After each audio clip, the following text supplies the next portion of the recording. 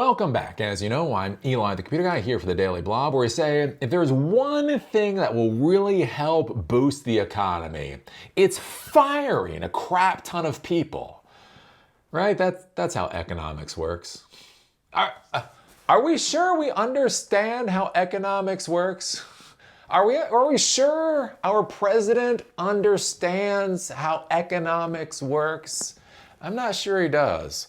I'm starting to think Trump has as much of an idea about economics as he does about the US Constitution. And that's not very much. So anyways, I think this is interesting just basically from that economic standpoint. I get so many questions from people about how do I get a job, right? Not about stacks, not about building things, not about programming languages or whatever else. How do I get a job? And so I've been going on and on and on talking about the current disaster of our economy and how it's only gonna get worse. I just did a video, I don't know where you're watching these. I just did a video talking about the job losses in the Seattle area and how there's 10x more people applying for the same positions than there were before for the tech positions, and how people with master's degrees are now applying to become baristas in Seattle. Right? And I've talked about being laid off as a pizza delivery guy in Seattle with my MCSE and my military and my college degree and all that kind of stuff. And so one of the things talking about these stories is just so you fully understand just how bat crap crazy the current economy is, because it's easy. Like, one, we're in the lull before the storm, right? All of these changes have come so quickly. It takes a while before you actually get results. You know what I'm saying? It's like just like doing exercise or doing meth. It takes a little while before you see what happens, right? I remember when I was young, I had friends who started doing meth. And I gotta say, meth looked really good in the beginning, right? Because I'm from the Gen X generation, the DIYers. And so meth was the DIY drug, right? You weren't a farmer like your parents were growing the marijuana. You know, you weren't like some supercharged person during the 80s like your older siblings might be. No, you wanted a drug for your generation, and that was meth. And the great part was I was younger, just chronologically how I went to school. I ended up being younger than most of the people in my class. And so they would do things. They would do like drugs and sex and drinking before I did. And the nice part was that was about a 6-month lead time. So before I was ready to do that, I could watch what happened to them. And so I remember when meth came in to my high school. And I gotta say, the kids, they started using meth. You're like, wow, that seems, in a couple of months, I think I'll be ready for that. And then, yeah, about 6 months later, you're like, oh God, what the fuck? Truthfully, like, wow, that went bad. I kind of, like, when I look at Trump's economy, kind of reminds me of when my friends started doing meth. It takes a couple of months, but shit is gonna get bad. And so anyways, that's why I'm talking about this stuff. And now the latest thing going on. So we have the budget, right? The budget has to get passed every year. The Republicans have felt like cool dogs the past decade or so of basically shutting the government down, right? If the Republicans don't get the Republicans want, they'll shut down the government and they don't give a fuck who gets punished for that, right? So the interesting thing now is you have Trump in the White House and he's putting out these diktats. The welfare queen Republican Congress people refuse to do their jobs, right? They own the Congress, right? They own the House, they own the Senate, they have the presidency. They could put things through the legislative process. They just don't do it because they feel more comfortable with Trump doing his little diktat thing. So anyway, so the Democrats are trying to push back. They're trying to push back and say, look, we have power too. So if you don't give a little bit, right, if the negotiator in chief doesn't give a little bit, we're going to shut down the government. Well, here's the thing. What happens when you threaten a president who doesn't give a fuck about his people, that doesn't give a shit about his country? What happens when you threaten a president who is already fucking sold out to Putin, right? His bunghole has been purchased all of it by Putin a long time ago. Well, here's the thing. What he says is, oh, you want to shut down the government? We'll just start firing more government employees, right? So this is after Doge. This will be all new rounds of layoffs. People, good positions with good health care, with retirement plans, people who own houses and all of that kind of thing, they can go get fucked if the Democrats don't slobber over Trump's ring.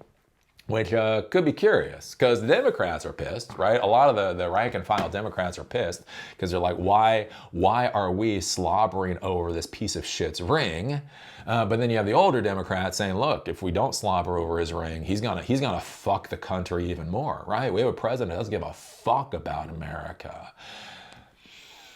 What do you do? So White House says to prep for mass firings if government shuts down. If you do not simper before the king, right, he will keep punishing Americans until you do. Because that's his thing, right? That's his policy. Remember with tariffs, right? When Bolsonaro got dragged in front of a judge down in Brazil, basically he punished Brazil with 50% tariffs. We are being punished because Bolsonaro is getting convicted down in Brazil.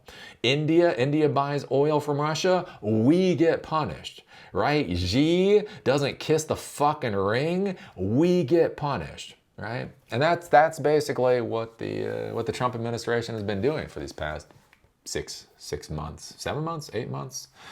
Oh, thank God. Well, or at least we're half a year through this. Only 3.5 more years to go. But think about the ramifications here. The White House has told its agencies to prepare for mass firings if Congress does not avert a government shutdown next week, according to a memo obtained by U.S. media. In the memo, the Office of Budget and Management directs federal agencies to begin drafting, quote, reduction in force plans for programs whose funding will lapse if Congress fails to meet a 30 September budget deadline.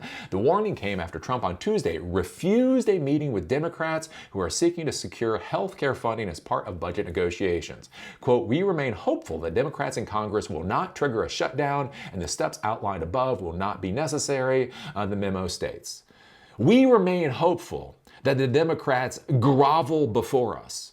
Don't the Democrats understand that the American people, they elected a tyrant to lead them?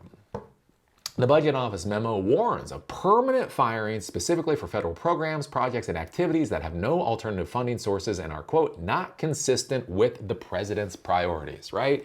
If you are not consistent with exactly what the president wants, you are fucking gone. Because the only thing that matters in the United States is the whims of a sniveling mafioso tyrant. And the important thing to understand with this, right? So normally when there are shutdowns that happen and the Republicans cause all kinds of fucking problems, right? Is basically people are not allowed to go to work and they lose their paychecks, right? So you're not paid for a certain amount of time. This causes issues for contractors and the whole 9 yards. That's a bad issue.